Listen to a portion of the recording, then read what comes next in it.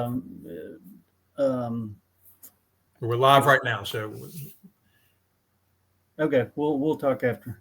okay. Uh, Hello, this is Renee Manfred with What's Your Passion podcast show, and my passion, or our passion, is your passion. And I always like to bring on really some good special guests each week to really just share some insight on their story, what their passion is, really where they are, and how they're helping people. And I have a great pleasure of meeting Crystal. We don't even know each other.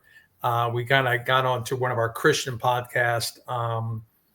I think it's Christian podcasters on a social media, correct? Right. And I put a post out there, and it's like tremendous amount of people have answered, and I just haven't not had time to go through it. So I've reached out to you as one of those first ones. Cool. I love it. So I know, Chris, I mean, just share with me a little bit of your story. I know you told me some you've been in this for like a long time. I looked at your stuff; it's incredible. So I mean, just share your story. Go with it. Yeah, and first, I don't want to correct you. It feels rude, but my last name is pronounced Daly, even though it's spelled extremely odd. I do apologize. Okay, I do apologize. Yeah, okay, yeah, D-O. Yeah, you wouldn't think that. Yeah, nobody gets that. I get it, but yeah. So about me, I usually start with I was born a poor black child. Just to see who from the era that would have watched the movie The Jerk with Steve Martin, because that's where I stole that line from. Right. But no, I've been a marketer for 30 years, and before that, I was a storyteller. In junior high school, I would write stories that included all my classmates, and they lived for when I would bring a new story and read it to them. Of course, it was blood and guts and murder and all kinds of crazy things that a junior high kid writes. Right. But I discovered I love telling stories, and so it was natural that I went into marketing, because what is marketing but telling stories? And then when podcasting was invented, I jumped on the bandwagon real early. I say the bandwagon; it wasn't even a bandwagon. It wasn't even a trail. It was. We were forging new ground, and just because I saw it as a potential for sharing stories, and what I've discovered, not only everybody understands that everybody has a story, but I think everybody has an amazing story. So I loved sharing those. No, you're true. It really is storytelling. It's basically people need to know you, like you, and trust you, and you get to know people through their stories, because we all have, like you said, stories. Yeah. We have stories of ups and downs. I mean, I was stabbed when I was 19 years old, my 19th birthday. Oh no! I died three times that night, and I tell everyone sometimes that story, because it's kind of like, here I am, 19 years old, best shape of my life. I had a birthday, we go out, and it just so happened that I've just ran into the wrong people, the wrong time. And I could not be here today, but I think God I don't know why, right? But it's a part of my story. So it goes on and on.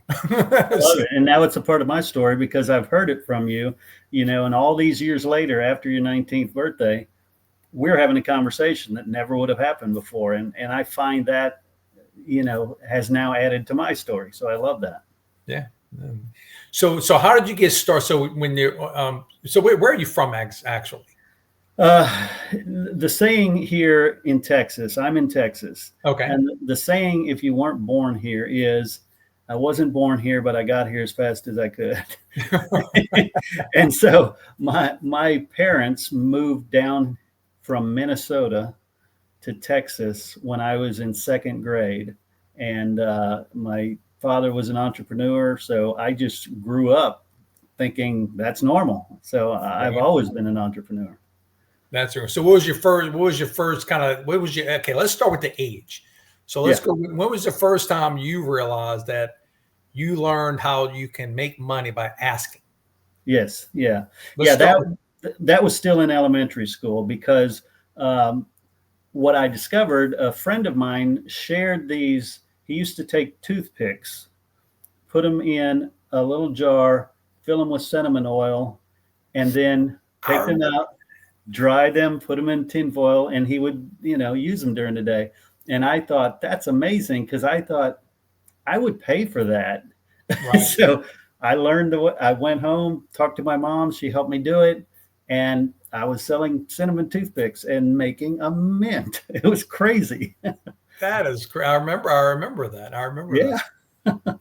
So that was in elementary. And then when did you get your really first kind of job, or what did you do from there? Tell me the story where you kind of go through, because this is where I'm at right now with a lot of people. Right. You have to go sometimes back and see where you really started selling. Yes. Or convincing or begging. Yeah, there's a big difference between entrepreneurial work and sales. When I first started, because I grew up in an entrepreneurial home, my father did. He had the second largest stained glass studio in the country and would do church windows. Right. And so I grew up thinking it was normal for him to go sell. I would go with him all the time, and he would meet with every denomination and, talk about their windows. And I eventually went from just learning at his footsteps to doing the artwork myself for the windows. Wow. Yeah. And then again, it was just cheap labor for him. And then after high school, or in high school, is when I actually started selling my own stuff. I would fix up bicycles. I would sell them. I'd find junkers, put them together, repaint them, and sell them. And then also computers came out the summer between junior and senior year in high school. Computers, personal computers. My school district decided they're going to add some computers. None of the teachers knew how to use them, but I had been studying from computer magazines. I had been writing code by hand on a notepad. Right. And so I volunteered to help, and ended up selling the computers to the school, selling myself as a senior in high school, training the teachers and training the kids. It was insane. Wow. Yeah. So how much were you making? Let's just use that. Well, yeah, it wasn't a ton, because it was 82. And I was young. So to me, it felt like I was making a lot, but off the computers alone, I probably made about $10,000, So that's pretty at good. that age, I was big balling, right? I mean, I was, the king. But then actually went to college, paid for college by hiring my college friends to do work for my clients who I was selling database design, because nobody was doing databases at the time. I would help people. This is still at the time when you had to hand write envelopes and things like that. Right. So I would put it into a database and print out labels for them. And, suddenly I thought, I don't need to be the one doing this. So I'd hire my friends to do it and make a profit off of that. Interesting. That's interesting. So yeah, you see, and if we would have had internet back then, we probably would be totally off, because I was dreaming of entrepreneurship back then. I did little side gigs, and I think you shared about. So me and some friends, we had a grocery store that they would throw away stuff in the trash cans. Nice. Like shoes. I mean, I'm talking nice shoes, boots, swing sets, and we would get that stuff out, and we would piece it all together and resell it. And it's like, you think about little things that we did when we were kids, right? Cutting grass, whatever. So what happened? So you kind of started. I mean, that you started out early in the computer world. Yeah. And doing, sharing some of the insight on, you're already getting people to work for you back then. So you're early 20s. Is that right? Well, yeah, that was, very early 20s. Yeah. And then, so what kind of progressed you from there? As I took a job with the YMCA of Greater Houston, and my passion has always been sports too. So I took a job as a youth sports director. Well, first thing I noticed at that branch was they're doing everything by hand. So I lugged my computer up there and set up a database for registration and filling out forms, and put in a printer. And then suddenly the association, the Houston Association, which manages 35 branches, they said, "What is going on in that branch? Y'all are so productive." And I showed them. Then they asked me to come downtown to manage all 35 branches and roll out computers across all of them. Wow.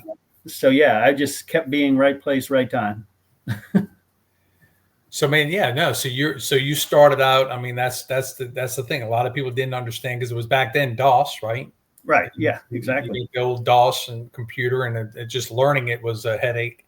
And so by mastering it like you did, you kind of started out. So that kind of progressed you into more areas. Yeah, and then I guess I figured out pretty quickly that as a youth sports director doing computer work, I had reached the limit of where I could go in the YMCA. Right. So, because they didn't have those positions. Right. So I ended up starting my own company. Yeah, I left the YMCA, started my own company, and it was right as the internet was starting. So, suddenly next thing I know, I'm out selling stuff, having online auctions before eBay existed. So my wife still kicks me that I didn't develop eBay. I'm like, well, I didn't think that big. I should have, but I didn't. Mm-hmm. So yeah, did a lot of that. And then eventually when eBay did start, I remember living, for a year and a half, just reselling things on eBay. I would go gather up books, remainders and half price books and stuff like that, and resell them on eBay. Same thing with returned merchandise. A lot of the big companies would sell an 18-wheeler full of returns of like vacuum cleaners and sewing machines and appliances. I'd buy the whole thing, put an individual listing up on eBay for each one, and triple, quadruple my money. Wow. Yeah. So you just basically repurposed. Yeah. Just an arbitrage system, kind of like you were doing with your example. Yeah. That's incredible. So yeah, I did eBay I forgot what year it was. I had a whole bunch of clothes, right? And there were nice shirts and stuff, but I just wasn't wearing them. And so I put them on eBay, and dude, I sold them at full price. Yeah. I mean, you can, there were people buying it from other countries, and I tell everyone eBay, and you just put it out there, and you never know where it's going to go, right? Yeah, it's just a simple arbitrage that you found that opportunity, and since then the profit has shrunk. It's not as easy to make money on eBay as it used to be because everybody got involved. But if you jump early, you can do well, or crash and burn. That happens too. Right. So what? So basically, did that on eBay. You started the computer business, and so from there, where did you kind of migrate? And what ages were you right there between a computer and setting up eBay? That was probably late 20s up to maybe around 30, somewhere in there. Right around 1980. How old are you? I am actually 60 this week. Wow! Happy birthday! Thank you. So you're right there in the 1980s. Yeah, the late 80s, early 90s. Yeah. Okay.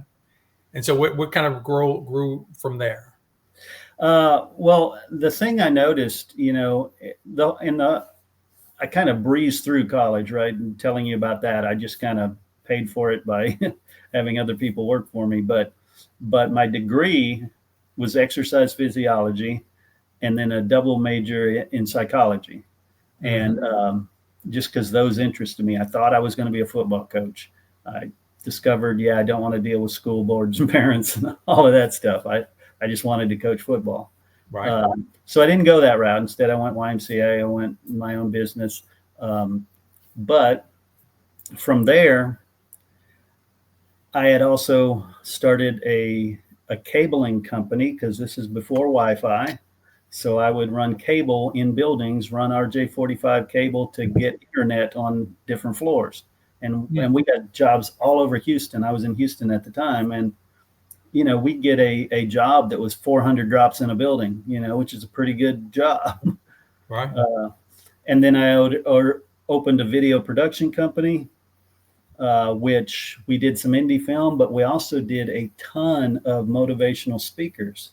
Okay. So we had, folks like Paul Allen, um, Tony Robbins, Mark Victor Hansen, a whole bunch of these when they'd come to Houston, or sometimes they would fly me out to where they were, have a 3-team crew, set up the video. We would create DVDs that they'd sell at the back of the room. Wow. So you were doing that back then? Yes. Yeah. Yeah. Because I watch Tony, I watch Dean I keep on messing his name up, but he's partners with Tony Grazioni. Right. Yeah. Now I'm gonna mess it up. I'm gonna say Dean G. There you go. But I watched them, and today they have an event tonight with Eric War, or today actually. I think they have a lot of different speakers on, but it was just fascinating back then. Yeah. I remember ordering. I mean, I still have stuff, videotapes. I got cassettes, I got CDs. Nice. And it's just back then you didn't so you were part of that whole era. So you saw them from the beginning when they were nobody. Yeah. So you had the opportunity to building relationships with them back then. Yeah. If anything though, it's another example of me being too early, because I didn't see the big picture, right. Or if I'd have focused, and part of it is ADHD, I'm sure. Oh, yeah. If I'd have focused and built eBay, would have been a different story. If I'd have focused and built this, self-help, empire, that would have been a focus. But if not, I just kept going on to other things.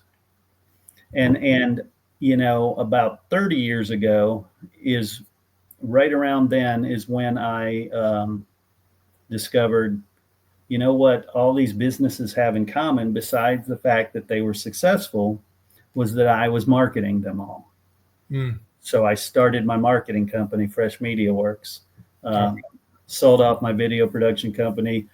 Cabling was dying because, Wi-Fi was coming in. Right. So I just closed that one and started the video production company. And then, again, 10 years, not video production, sorry, the marketing. Okay. And then 10 years later, podcasting was invented. I happen to know the inventors. So who are the inventors? Adam Curry and Dave Weiner. Adam Curry, people may know from MTV. He was an MTV VJ who did a heavy metal show. Okay. Headbangers Ball or something like that. And Dave Weiner was Silicon Valley guy. They invented it, and I happened to be doing a lot of internet radio at the time, just playing around. Right. So I knew them. And when we were talking about it, I thought, what would work as a podcast? Texas high school football. What an easy sell in Texas, right? Yeah. Yeah. And so I did. I started the 5th one ever in history, and it's called Lone Star Gridiron. Wow. That one is still going, and now it's much more than one show. It does during the football season about 15 different shows, and not episodes. These are different shows. We do regional shows, coaches shows, all kinds of stuff like that related to Texas high school football. And how many subscribers do you feel you have, or how many? The typical one of those shows averages about, during the football season, 25,000 to 30,000 a week. Wow. So it's pretty insane. Yeah. It's ridiculous numbers. That is incredible. So your podcast is mainly through the football. Well, that's where it started. That's where it started. Yeah. 2004 is when I started it, and I tested it with a hyper local show, which was, I did one called This Week in Houston. That one, it was magic. It got me into the Super Bowl. It got me into all kinds of things that were going on in Houston because I was quote unquote media, right? Right. And then I did a regional show, which is the Texas high school football. Then I did an international show called the Pod Music Countdown, which by then a bunch of shows were popping up playing music. And I was kind of like the Casey Kasem of podcasting. And they would report to me what songs they were playing. I would play a top 10 each week of who's getting the most plays. Okay. And it was a ton of indie music because nobody had the rights to play ASCAP or BMI music at the time, right? In podcasts. So it was all indie artists, but it was Clear Channel Communications was kind of changing the radio scene at the time. Okay. And they were taking over all the stations, which means they got rid of anybody who was old or not pretty. So James Brown, his last album, he could not get played on radio. He debuted it on my podcast. Yeah. And then a lot of new artists couldn't get played. They couldn't break in. Death Cab for Cutie, Ingrid Michaelson, they all debuted on my podcast. And, you know, and again, that show I should have kept up because it had a huge audience. It just was too early again for the advertisement. People didn't understand it. I spent most of 2005 traveling the country, speaking to business groups and college groups, saying, look, this new thing is here, this podcasting, it's going to change everything. You can be the media. Yeah. And I got blank stares and crickets. I mean, it was way too early. Well, so let me ask you, so even like today, I think still people are just not understanding it. They're not understanding the power of how it's the best way to tell your story and to market yourself. And I'm part of a group here. It's called Leduc Entertainment. And I started when COVID happened is when I started my podcast, or I started doing this, right? Sure. And he was doing it also, and he comes from the film industry. And so I went to his place and saw that he had his office set up in 3 different sets. Mm-hmm. So it's like, oh, that's pretty cool. So you look like you're in 3 different sets. You're out of an office, right? Yeah. And it's the same thing when you look at movies. Sometimes you don't realize that all it is they're in a warehouse, and the warehouse is split up into like 4, 5, 6, 10 different sceneries. So you can go from kind of like the Carol Burnett show, right? So you go from one door to another door to another door. And so he's grown very, very well with especially attorneys. So we do a podcast with Spaghetti in a Wall, and also partnerships for profit. And we're showing people how to use the podcast as a tool. And for some people, they don't know that, they don't understand the technical stuff. They don't. Yeah. And I think that's where a lot of people get caught up. And if it wasn't for like people like you or myself that kind of do it, just fumble through it, then you start realizing that different programs that makes it easier. But you got to do it. You just got to practice. Yeah. And so it was probably about, I don't know, 10 years ago when people started to understand it makes sense to do it, right? I mean, now my mom knows what a podcast is. So now everybody understands how big it is. But you're right. A lot of people jump in and realize after a few episodes, wow, this is actually work. Right. Mm-hmm. And so that's one of the things we do is we do all the heavy lifting for them. I think the stat I saw said of the 25 million podcasts that have been created, 95% never made it past episode 11. And that's just because it's work, right? Wow. So that's 25 million podcasts created, but only 95% never made it past the 11th. Yeah. Because they never saw they're looking for something. They're looking for monetization. They're looking for something, but they don't realize that it's not so much you're going to get something real quick. It's all about the content and over time building it. Am I correct? Yeah. Or they did not understand what goes into producing a good podcast, so they had just said, oh, we thought we'd turn on a switch and record and that's it. But there's editing, there's distribution, there's formatting, there's a lot of little things to do. Another stat, though, that I heard, which is super promising, is I think it came out January of this year, was the most trusted media in the world right now, beating everything else, are podcast hosts. I know you said something about that the other day. So the most trusted media in the world is podcasting? Yeah, the host, because it's that relationship. People listen to your show and you talk to people about passion. They feel like they know you. It's that know, like, and trust again. And when they need something that you provide, of course they're going to think of you because, heck, you've been inside their brain, in their earbuds for X number of episodes. No, it's a psychological. It takes, like, I'm blocking out Mondays. Okay, so I have a lawn care business. I do different things. I have a transportation business and I have a lawn care business, the main two. And I've been in insurance, real estate for many years. And just like yourself, there are certain things that you do. I started doing video email marketing back in 2010. Nice.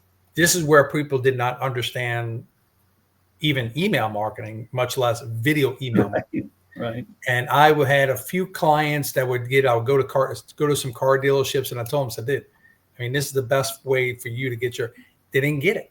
Yeah. And I actually got a job at a car dealership selling Mercedes-Benz because I didn't have a sales background. I mean, I'm sorry, I didn't sell cars. I sold everything else. Sure.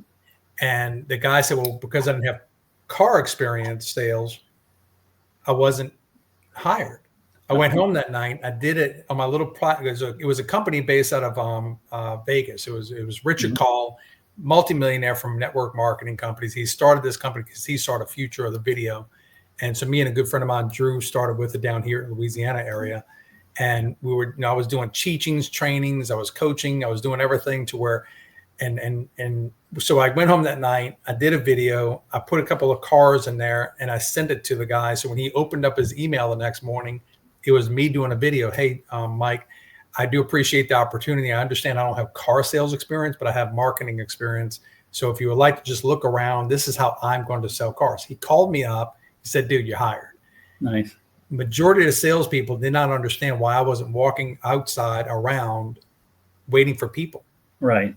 I said, what are you doing? I said, well, I mean, I'm sending this to people in our database. And that's how I sold cars. I sold cars from the database in my computer to people in different states because it's the power of the internet, right? And it's like sometimes it takes you a little bit of time to really kind of get it, but that is where we are. Yeah, no, I agree completely. You're not a buzzard flying around waiting for something to die. You're out there making something. I mean, my brain, and I think you probably the same way. It's just my brain works out, okay, how can I get exposure and attention? And sometimes you got to look at your channels. I think a lot of people, especially I work with a lot of small business owners that they're good at their profession. They're a good electrician. They're good at contracting. They're good at microblading, whatever it may be, but they're not good at marketing. Right. And they're not good at selling because they don't feel confident enough to go walk into anywhere and start selling their services. Right. Mm-hmm. And so I try to help a lot of them understand that all you're doing is use your social media channels to promote your before and afters. Promote what you do. Because if people don't know what you do, how do you expect them to ever reach out to you? Yeah. And it's hard. So you mentioned getting out there in other channels. The term I like to use is OPA, other people's audiences. And anytime you can get on a stage or just in front of the Rotary Club or on a podcast, being a guest, better yet, having your own show, you suddenly get exponential growth versus picking up the phone or walking into one office and hoping that one's going to turn into money. I look at it as time. My time is very valuable. And back then, yes, it was okay because I never knew anything else, right? And I think you probably the same. You build relationships, go into networking events, you walk into offices, you introduce yourself, give them a card, but it's just the time. It's like I don't have enough time in a day to do that, right? Yeah. So I'm looking at this as this is what I feel is my future, and you've been in a lot longer than I have. And you have a lot more experience, so I'm excited about it because I'm just now really over the last year really putting more energy and effort into getting my templates better, getting the thumbnails better, all the stuff that you and I know that it takes time to learn it.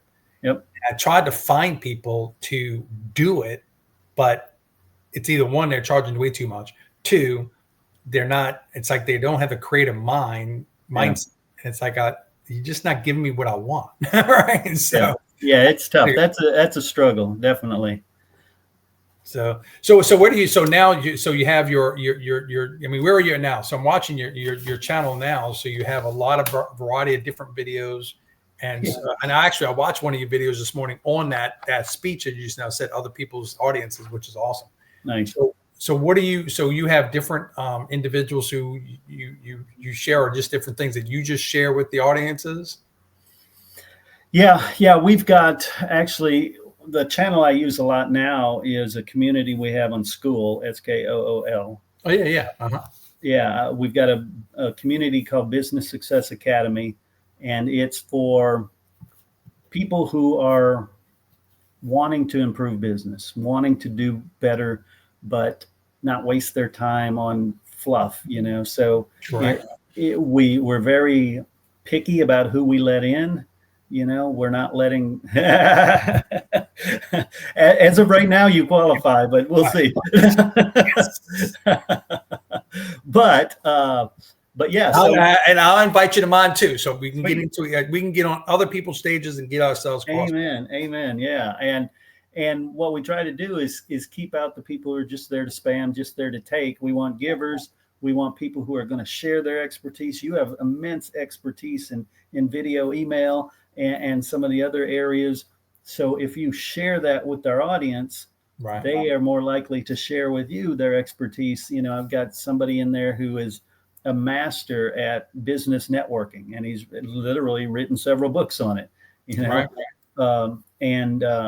Got people in there that have so many different skills.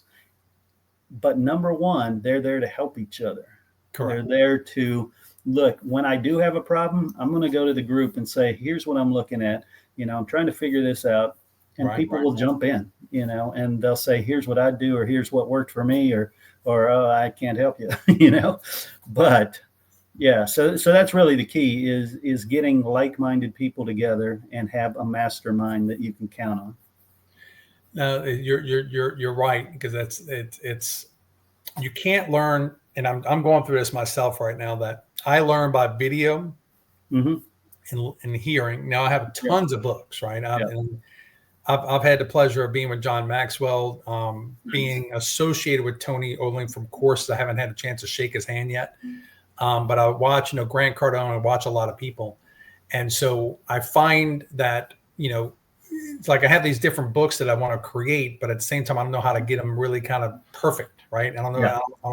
I haven't found that ghostwriter to kind of help me kind of go through it and figure, okay, if I'm going to do this, the whole goal of doing it, just say I have a book. But at the same time, yes, if I can turn it into audio and in different courses and things of that nature. So it's like a process. So you have to find groups of people like yourself and myself that we want to help.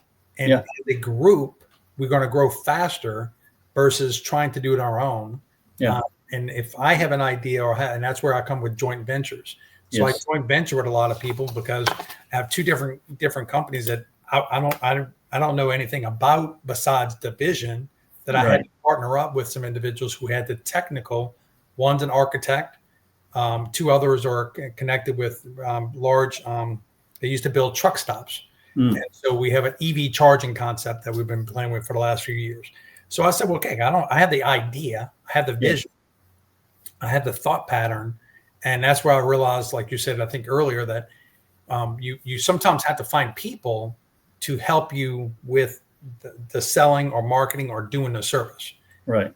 The same thing with where we are right now in this world. I think it's going so fast that if you get into the communities like yours or mine, that you're going to learn faster. Yeah. Versus going to any school or going to any class or anything, because they don't teach it. The average teachers are not teaching the basics of business, the basics of what you need to do to get a job in today's world.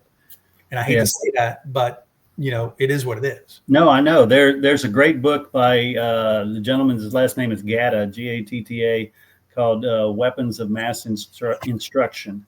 And it talks about the school system, how it was brought over from Germany and designed to teach you discipline, to stand in line, to raise your hand, to answer the questions in the format they want, which completely pulls all the creativity out of a human.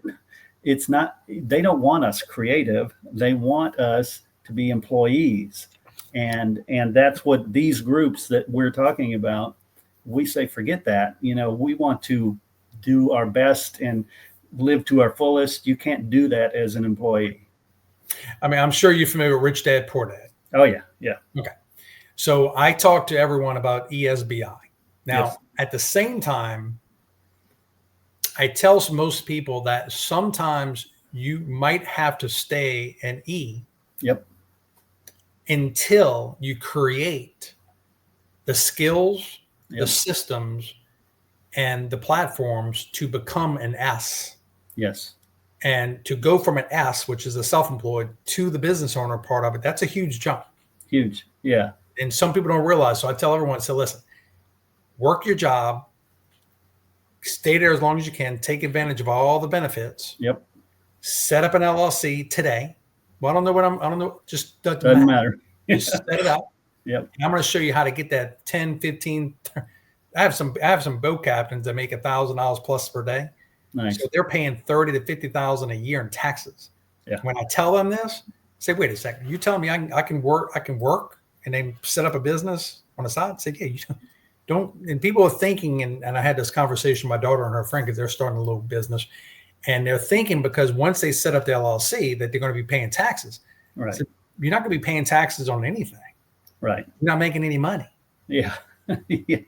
Yeah. So, you want to be in a position where you have to pay taxes because that means you're producing a lot of income. correct. But if you're an employee, Right. that's the only tax benefit that you got to where now you can write off part of your house, different things to get that tax money back. And when you get the tax money back, then utilize that money to invest into your business, your education, your knowledge. You're basically using your work for the bank.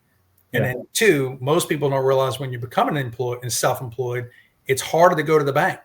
Yeah, big time. Yeah. The bank, they don't care if you have a Walmart job.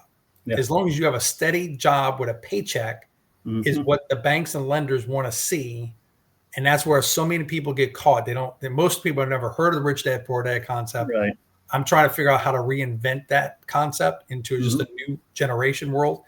So maybe we can talk about that. Sure. Yeah, definitely. Because that's what I feel.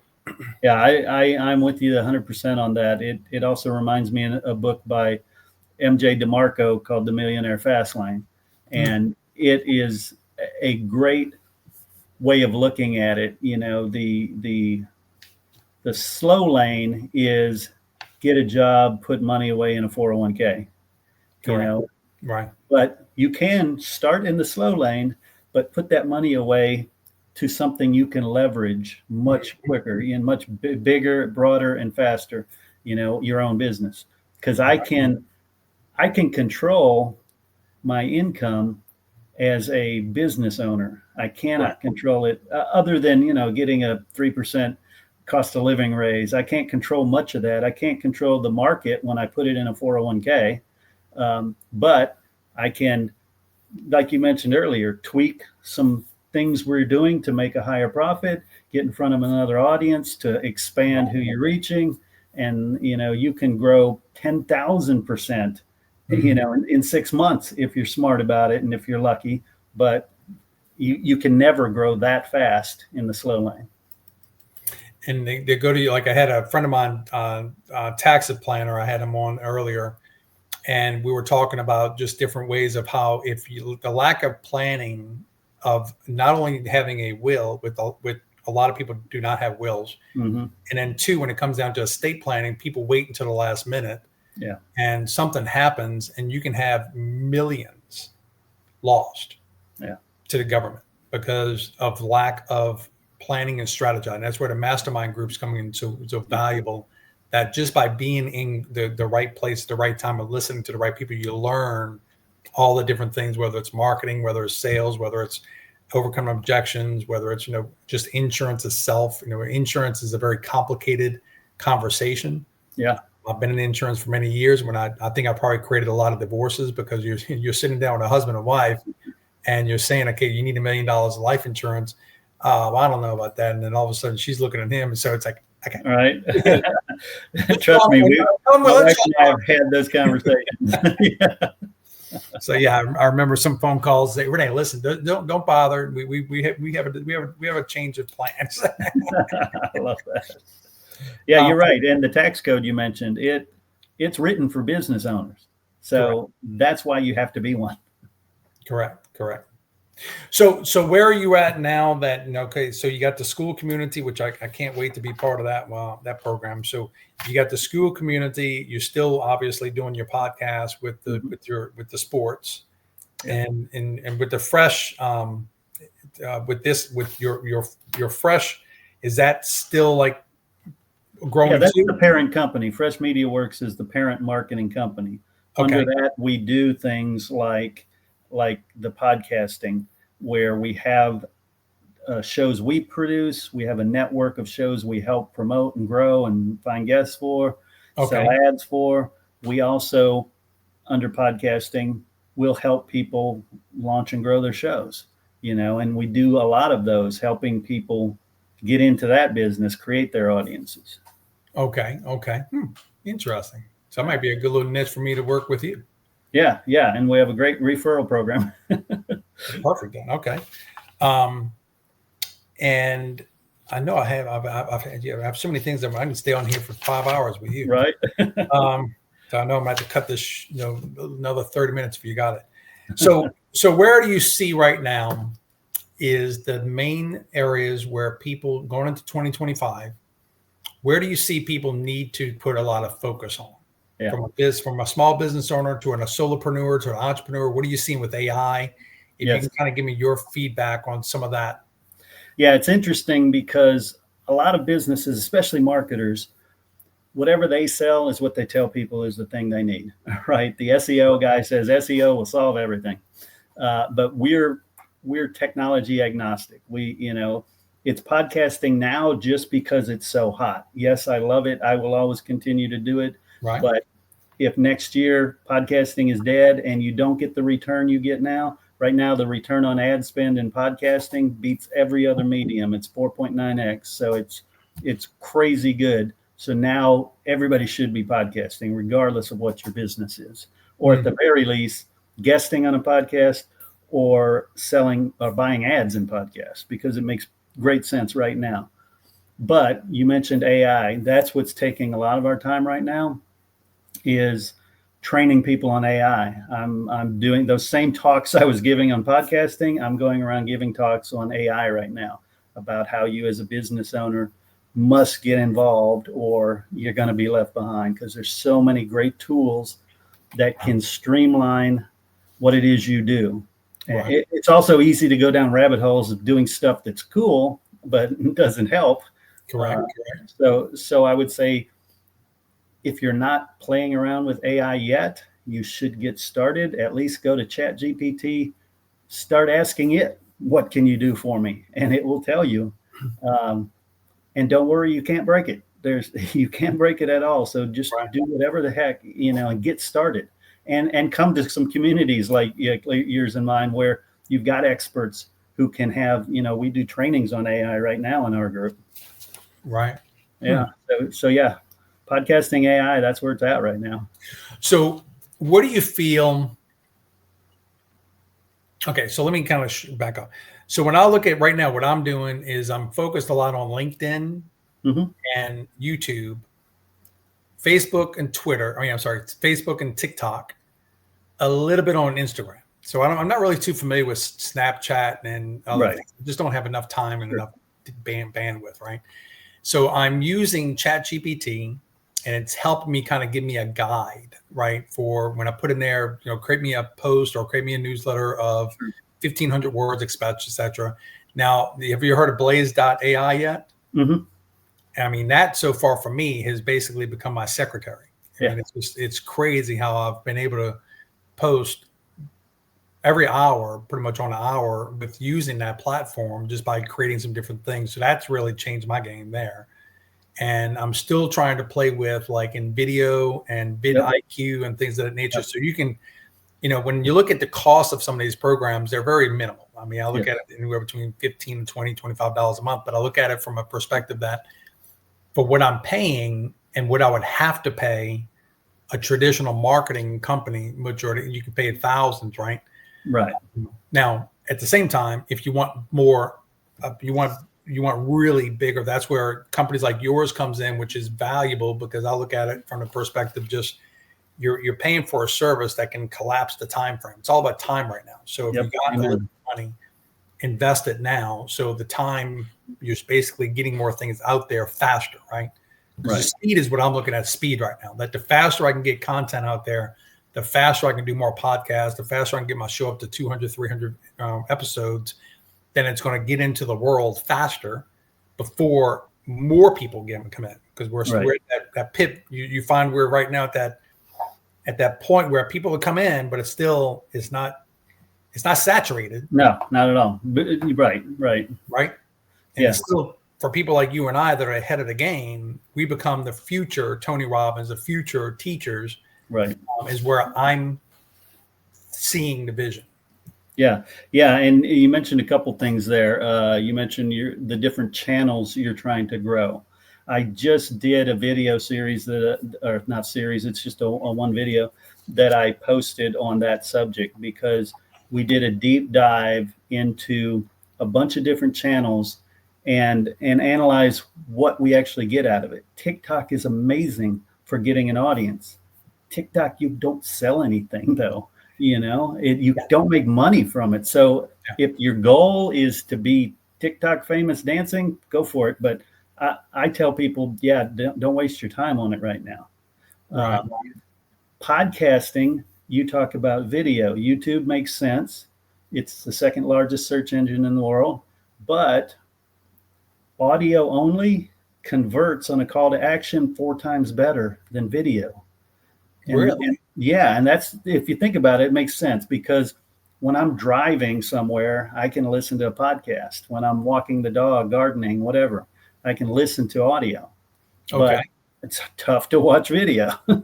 The other thing, we're in video right now. Right. People watching are going, is that a gold record on the back screen? I wonder what those books are on the shelf. And they're distracted. Right. You don't get distracted in audio. You're in their brain.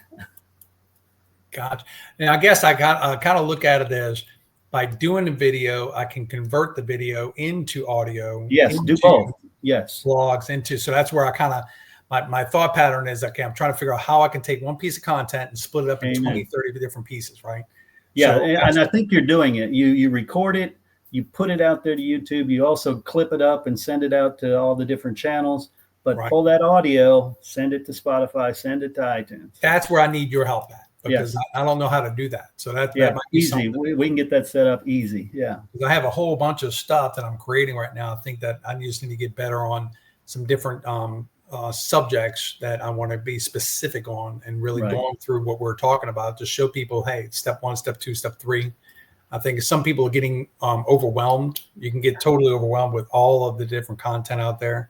Right. You listen to this person, So I'm trying to figure out what is my strong points. Like right now for LinkedIn, to create the newsletters, LinkedIn is purposely pushing them in front of people who don't know. So I'm kind of looking at LinkedIn as really, it has so much opportunity with it versus Facebook, right? Right. So like you said earlier, you got to be a little bit on the TikTok, Instagram, Facebook, but I find LinkedIn is probably going to be my main channel to really showcase everything in one, but push them to, whether it's going to be the YouTube or to my websites, right? Yeah, or to the audio version. You should list all of them in the newsletter, because people like to consume things different ways. But you're right. Gotcha. That's what drives commerce. At the end of the day, you want some sort of commerce to happen, right? You want to sell a book, you want to fill a seminar, you want to fill your group. There's something you want to happen. So what is some of the parts of what is some of the service, I guess, you render? I mean, when people want to go to learn more about you, do they go to the freshmediaworks.com? Yeah, freshmediaworks.com just has some basic stuff that tells you about how we launch your podcast, things like that. It tells you about AI, but it doesn't go into great detail. Most of them are just fill out this form and we'll get back to you, or click here and we'll set up a call. And then the group is the same thing. You go to the group and you have access. As you know, the way school works is, the more interactive you are, the more people like your comments and stuff, the higher level you go. and that unlocks more courses, that unlocks more videos.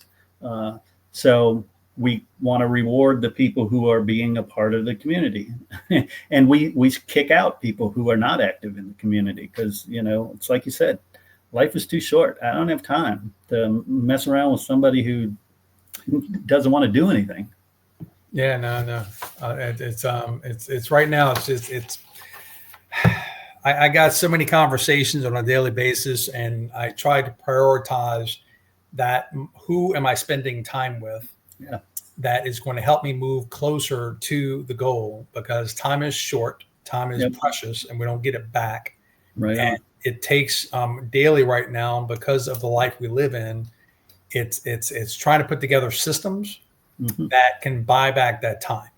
And it's like, I've got to be very cautious on a daily basis. I'm sure you're the same, that who do I get on a podcast, or who do I spend time, like you're saying, in your communities? I am trying to start up a weekly webinar to where people can come on and we can have different guests, 1 or 2. So I'd love to have you on one of those. Sure. Yeah. And that can kind of start building what I feel what Tony Robbins and Grant Cardone and all them are doing right now is, like you're saying, they're playing on other people's stages. Yeah. And when you bring in people like yourself and other people who have a tremendous amount of talents and skills and things of that nature, it just helps the group as a combined group, that we're helping each other grow each other's stages. And at the same time, people get more value from all of us versus just me, right? Yeah. Or just from you. Or they come to personalities, like certain personalities may relate to you better than me, right? So, or you might have a female that comes into our group that relates to the females, right? Right. So it's kind of a combination of things that I'm trying to play with right now and putting together as my What's Your Passion platform starts growing. We have a newsletter, it's called The Whip. That's starting to kind of get some ground, but at the same time, I'm just kind of critiquing a little bit. So I'm working on all these different projects, and I'm just a one-man show, but I have about 3 or 4 other people that are starting to work with me. And I just find that the next 2 to 3 years it's going to take a combination of people within the mastermind that we're growing, and just see how we can fast pace, I guess you can say, this process. So if you don't mind, just share with me, like, what are some of the things that you feel right now that you want to share with the audience, or share with the world, that what are some of the things that you're really passionate about at this point with your current business with Fresh Media Works? And I see a lot of different information here that I'm going to have to talk to you about later. But what are some of the things you feel is the key points that people need to focus on going into 2025? Yeah. If you're an entrepreneur, if you're a solopreneur, you're a small business owner, what are some of the things that's going to help them move fast? Yeah. And what do they need to pay attention to? Yeah, I think you've touched on it, coming at it from a bunch of different angles, but it all relates to the African proverb, which is, if you want to go fast, go alone. If you want to go far, go together. Right. And that's it, is you've got to fix whatever that circle is. And the other saying is, you're the average of the 5 closest people around you. So, pay attention to who you're communicating with, who you're spending time with. I feel right now, this time I'm spending with you is super valuable, because I feel we're like-minded, and we're going to be doing some work together in some way, for sure. Oh yeah. Yeah. So that's the key, is get like-minded people. You may have a naysayer in your life, and maybe a significant other who's telling you, yeah, I don't know, that's pretty scary, or yeah, I don't think that'll work. Right. I'm not saying get rid of them. What I'm saying, don't take their advice on this subject. Find people, and they may have good advice, and they may tweak it for you. So don't ignore them completely. Right. But also make sure you're working with people who understand the stuff that you're going into. I want to be the dumbest person in the room. I definitely want to, every time. Right. No. I try. I'm watching a lot of videos. I'm part of different masterminds right now. I'm speeding up the process, and I think I'm really getting ready for 2025. Yeah, me too. It's kind of like any sports, and you're familiar with this. I mean, you can't win by waiting, and you can't be so scared to do something. Yeah. You can't be so scared to touch something or spend a little bit of money on education or knowledge. And if you want to get better, like for what I'm doing, it's just because I've been doing it for the last almost year to 2 years, playing around. But just recently, it started clicking. Because some things, I don't know how you are, but sometimes it just, I'm with you. all of a sudden, pop. It's like, damn. And you know when it comes out? You know when it comes to me? When I'm laying down trying to go to sleep. Yeah. It comes down in the morning because I get up real early and I have my Zen morning time outside before the sun comes up. And that's when I get all that stuff. So I can go to sleep, no problem. But when I get up, that's prime time for going, aha.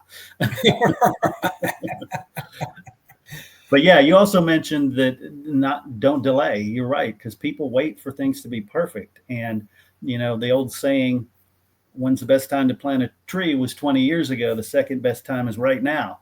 It's the same thing with a podcast, with starting a business, with anything. Get started. Don't wait for it to be perfect. Now, I think AI, I think the AI right now is like you're saying, is like by learning the programs and understanding them. And then just like what you did with the computers, you started the computer business because you learned it, but then you started realizing people needed help with it. And that's the same thing with this. Is I'm trying to kind of look at it and say, okay, if I can learn these programs and utilize it for myself, but then turn around, I learn by teaching. Yes. So I love learning things. And at the same time, it helps me speed up my process by turning around and teaching it. So when I'm watching something, I'm already thinking, okay, how am I going to teach this? Because my brain looks at it from that perspective. I don't know why, but I just look at it. Okay, if I can do this, learn it, and then figure out how I can teach it, then I can learn it faster. But at the same time, puts me in a position to where it makes me get better. Yep. So I can be able to articulate it better. Right. And some people don't get that way of learning. But if you learn it, like you say, if you learn something to teach it and you have a reason why you're trying to do it, you're trying to teach others. So hopefully they can do something with it. And in turn, it all comes back down to helping each other, supporting each other. Yeah. The different strategies that we're all going through. Yeah, I'm definitely a big believer in that. In fact, last week I spoke to auditorium full of high school students about AI. And I learned so much preparing for that, even though I do it all the time. And then learn some by the interactions with the Q&A too, because there were some things they were doing or angles they thought about that I hadn't. So I'm with you. Teaching is the best way to learn. Are you seeing some of the young people are catching? They're using it, but are you seen it? Did some of them haven't figured out really how to use it from a business perspective, or how they can use it from getting a job opportunity and things that they're really not getting their heads around it yet. I don't want to just say they're all that way, but the ones I've interacted with are not understanding the business aspect. And that's kind of the angle to my conversation with them, was the personal growth and business growth. And because they're thinking of things like, well, this will write my term paper for me. That's as far as deep as they're going into it.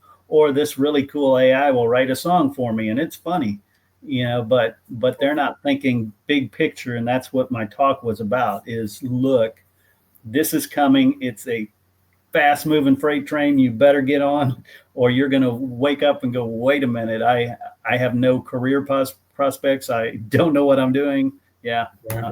So you're right. It's definitely. That's going to be another video. I think that's another podcast for us, because that's a whole nother world that's going to take us another 2 hours. Yeah, no doubt. But it feels like it's 15 minutes. That's a good sign. No, I do appreciate it, Chris. I'm glad we connected. Like you said, I know that we're going to be doing some things together and working together, because I think we have the same like-minded spirits. And it's always good when you get on these podcasts. It's just learning about other people, getting to know each other, and just sharing some. So I do appreciate your time. So if you have anything for, like, freshmediaworks.com is where people can go to find you, and you have all your channels on here: LinkedIn, Instagram, Facebook, Twitter. So you can pretty much be found by Fresh Media Works or by your name, Chris. Yeah, my name is so odd. I'm easy to find on the internet. Doelle, which Correct. is pronounced daily. Right. All right. Perfect. All right. I'm going to end this, and I do appreciate it. I look forward to the next one. And let me get in this air right now. And then, again, Renee Manfrey, what's your passion? If you enjoyed this video, enjoyed this podcast, and you want to share it, subscribe to my channel, ring the bell. Let me know anything that you're interested in having future information about. So I do appreciate it, and thank you very much again, Chris. Thank you. Cool.